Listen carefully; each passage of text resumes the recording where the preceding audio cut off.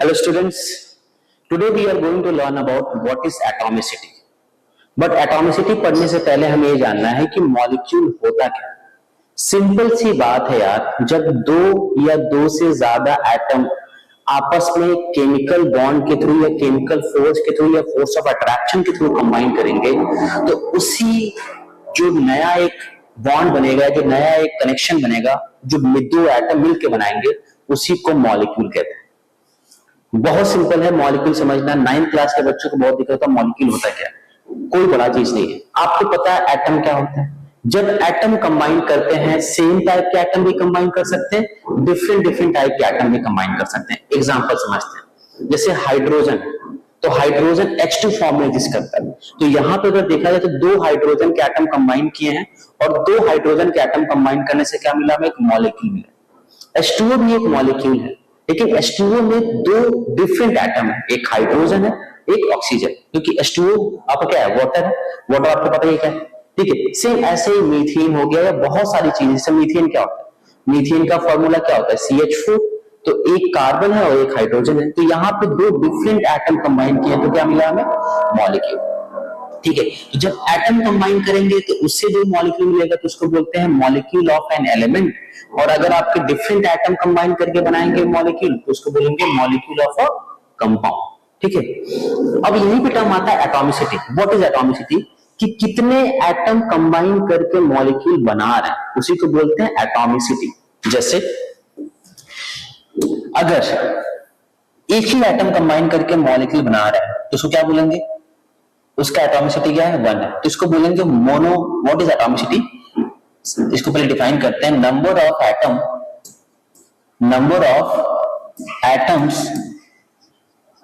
Combine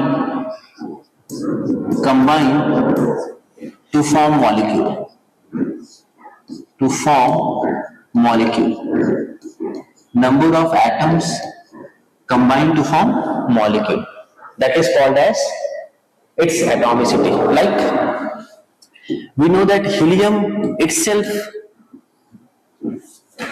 is a molecule, क्योंकि helium इसी form में एग्जिस्ट करता है। बहुत सारे हीलियम के जो एटम होंगे वो आपस में, अगर आप एक डब्बे में रखे हुए हीलियम के, तो हीलियम एटम के फॉर्म में एग्जिस्ट करेगा, एक ही एटम।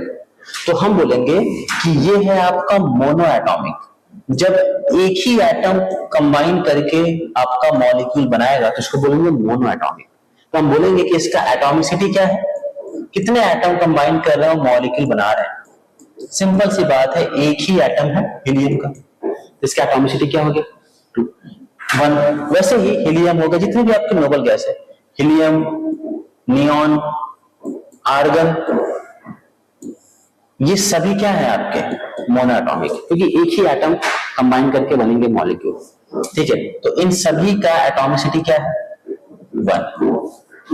लेकिन ऐसे बहुत सारे एलिमेंट होते हैं जो अकेले एग्जिस्ट नहीं करते हैं। 2 एटम कंबाइन कर सकते हैं, 3 एटम कंबाइन कर सकते हैं, 4 एटम कंबाइन कर सकते हैं। तो उसको हम क्या बोलते हैं कि वो हमारे पॉलीएटॉमिक है। या सिंपली बोल दें कि जब आपके बहुत सारे एटम कंबाइन करेंगे तो उनको बोलेंगे पॉलीएटॉमिक। जैसे ऑक्सीजन, आपको पता है कि ऑक्सीजन जो है वो O2 फॉर्म में एग्जिस्ट करता है। Oxygen exist in the form of O2, हवा, ठीक है।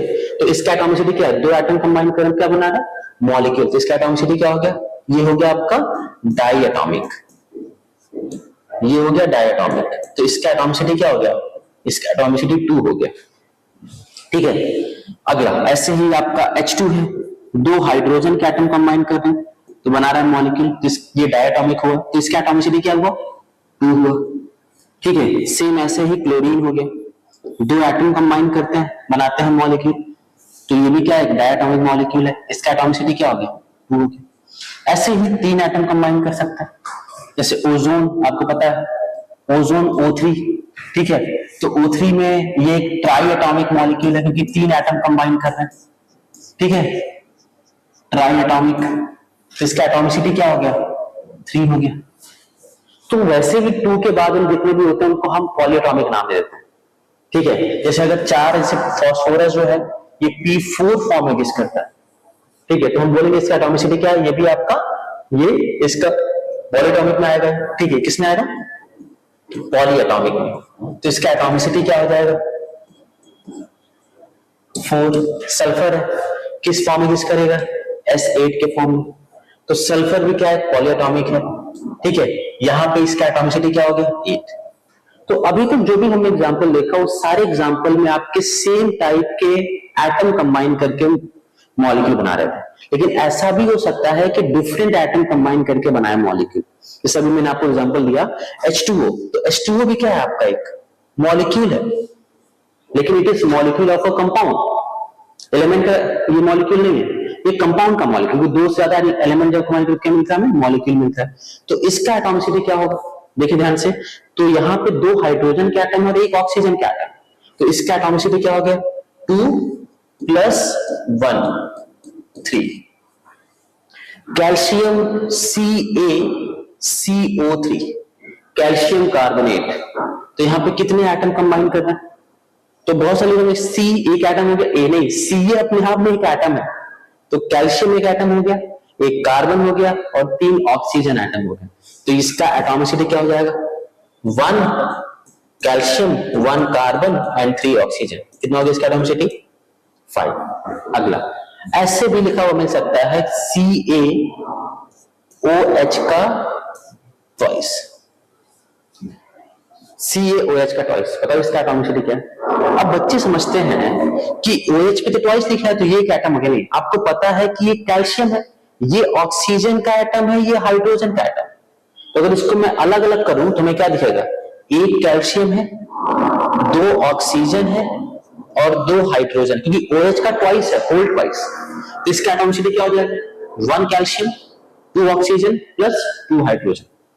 तो इसका एटॉमिसिटी हो जाएगा 1 + 2 + 2 5।